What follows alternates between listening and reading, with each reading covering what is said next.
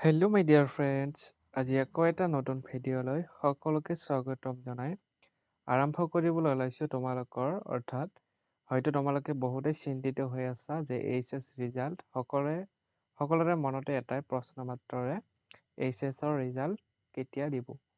যিহেতু পৰীক্ষা শেষ হৈছে, লগতে HSLCৰ ফলাফলো কিন্তু ঘোষণা কৰিছে। তাৰপিছতে কিন্তু এইচএছ ৰিজাল্টক লৈ বহুতে চিন্তিত হৈ আছে।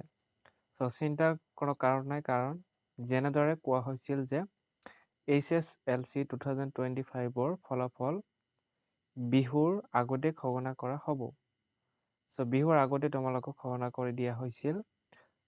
ঠিক তেনেদৰে কি কৰা হ'ব, HSৰ ফলাফল এই মাহৰ শেষৰ ফালে দিয়া হ'ব বুলি CM ছাৰে কৈছে। আৰু সেইমতে কিন্তু 100% তোমালোকে মনত ৰাখিবা যে এই মাহৰ শেষতে দিয়া হ'ব।